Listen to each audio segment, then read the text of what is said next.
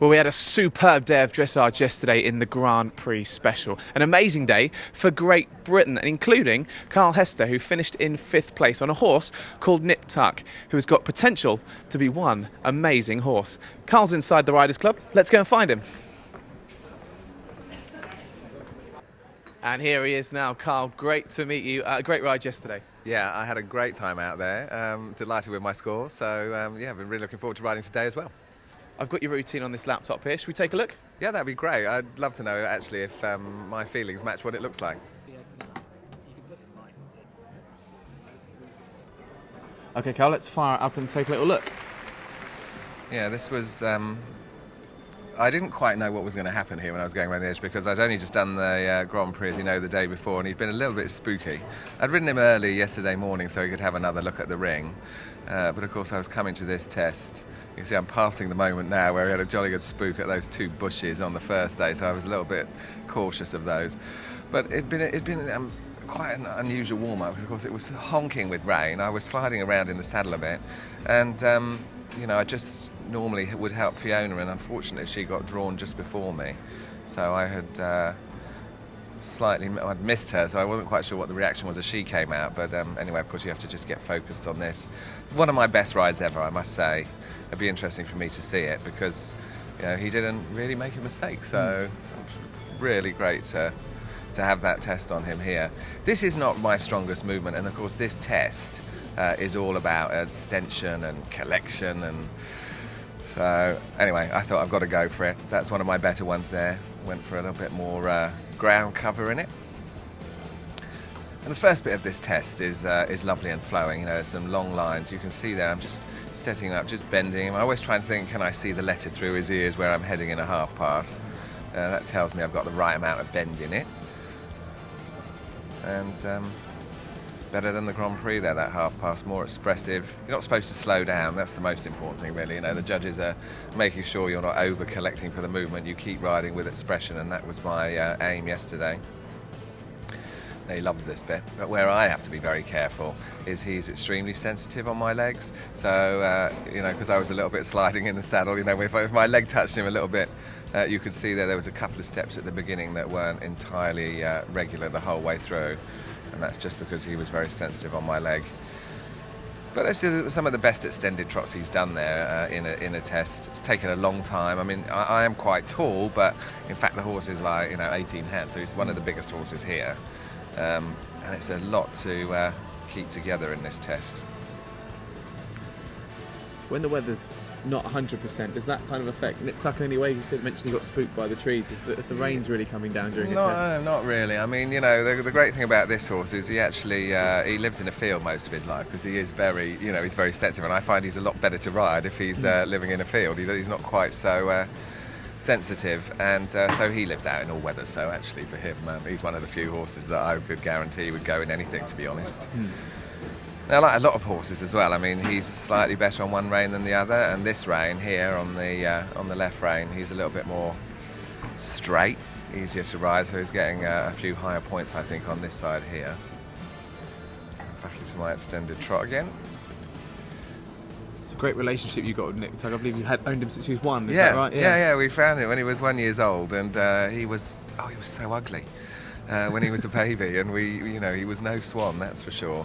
But he's grown into a fantastic looking horse, and it's really important, you know, what you just said there, because when you've had a horse this long, you know, the relationship is so intense. You know, he knows exactly how I ride, I know exactly how he goes, and you end up, you know, I end up covering up his weaknesses and he covers up mine. So that's it's quite fantastic to have that with him.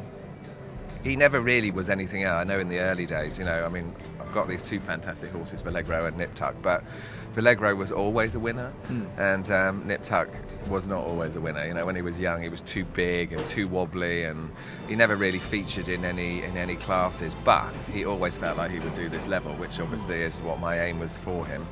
This is a difficult bit here because you have to keep them really like sensitive enough to move into this piaffe, and yet relaxed enough that they don't break in the rhythm of the walk. You know, you can lose a lot of points there in that movement. So this is, you know, all these things are quite hard for him because of his sensitivity, and see there had again it's difficult when you're riding it. You can feel something's going on, and you're trying to get quieter and quieter, so that he doesn't do those irregular steps sometimes on the turn. But that's a little bit obviously there where I sometimes move my leg a bit too much.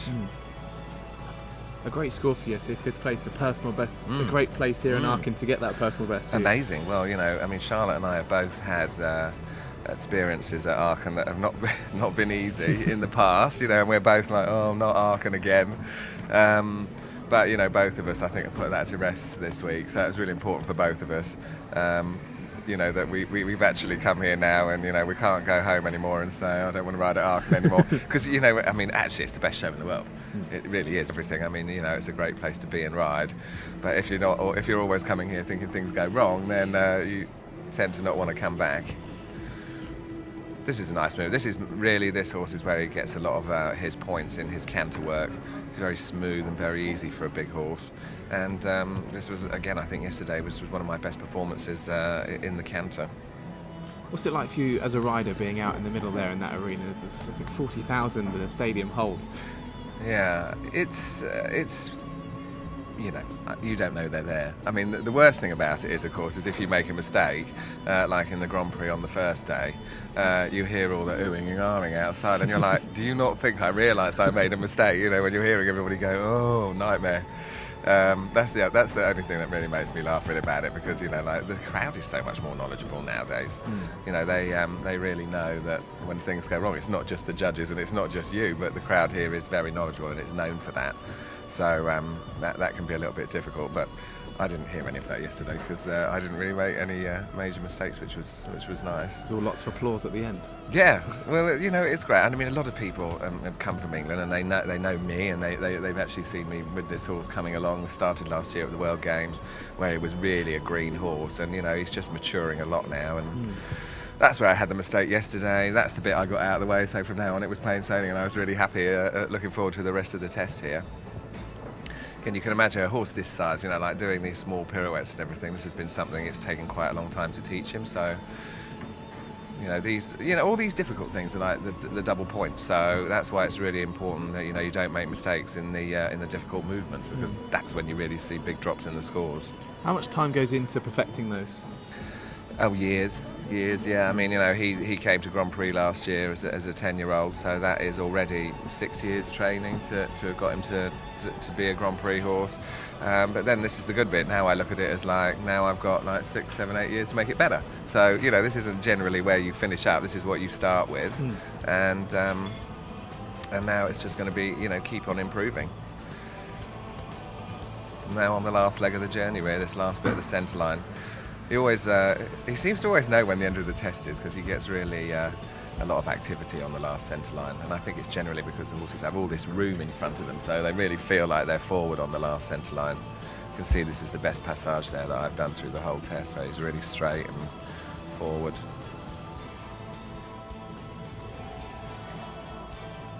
And, you know, the things that will improve over the next few years are really like to be able to get him more sitting. So, you know, you can still see there he bounces quite a lot in the PF, and he has to take his weight more behind.